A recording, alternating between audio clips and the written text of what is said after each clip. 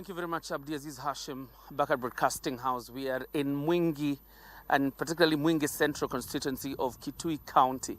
This is among the 8 counties that are in 8 constituencies that form part of, or rather form Kitui County. One of the most affected constituencies, according to the County Commissioner, Erastus Mboy, is Mwingi North, which is kilometers away from here, and then Mwingi Central is also affected, with a significant number of people in dire need of relief and aid from government. You also have the constituencies of Kitui South as well as Kitui East. Generally, the county of Kitui, according to the County Commissioner, with 8 constituencies, have a considerable number of people who are in dire need, and each constituency has its own needs in terms of what it needs, whether it is pasture for animals, because areas like Kitui South or so are much more pastoral as compared to other areas that you would say are more agro, and therefore each constituency has its own need in terms of either relief in terms of food or pasture for animals, even as the problem of water, the scarcity of water, aggravates across the county. According to the County Commissioner, you have approximately 200,000 people in dire need of relief from government, but then again says interventions from the month of November, owing to the failed rains, short rains period. There was need for intervention by government to ensure that these people receive relief food as well as even animal feed, particularly for animals that are struggling in terms of pasture. And that has been in consistent supply from the month of November, and then there was another supply that was done in the month of January, and says these are interventions that will keep making up until the situation has stabilized. Interestingly, from where I'm standing, I can see clouds form over Mwingi town, which probably could be a good sign that probably rains will come eventually in this part of the county of Kitui, because I can see clouds forming, which probably could mean then that the rains could start here.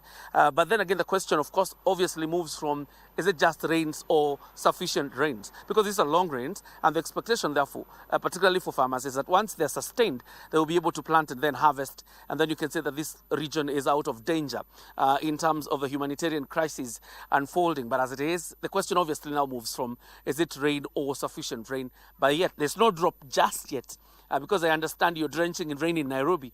There's not just yet a drop in this part of the Republic, even as you stare at what is unfolding, being a humanitarian crisis. I want my camera person to show you just a bit of lands that are really were tilled long ago, and of course there are some plantations, but then failure in terms of crop yield, or just didn't mature up to get the point of resolving the food crisis, from what you can be able to see. This is Mwingi Central, and actually, according to what the County Commissioner has told us, this is not more aggravated as compared to the area of Mwingi North that appears to have the crux of a number of people who are in dire need in terms of food supplies as well as pasture for livestock, and that comes in terms of water.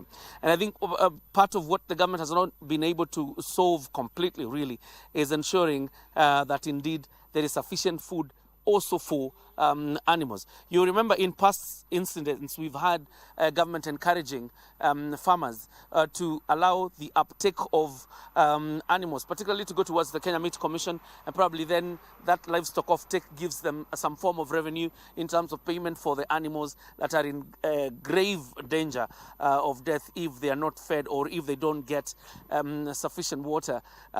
So at this stage is obviously an intervention the government will be looking at, because yesterday we found actually a market in some place called Mudha in Kitui South, where it's a big market for offtake, and particularly when businessmen then come there and are able to buy, even though the prices are not really sufficient for the farmers. But then again, it's where the farmer has to balance between holding on to your livestock and selling them off, particularly so that it doesn't become a general loss. And we continue to monitor the situation here.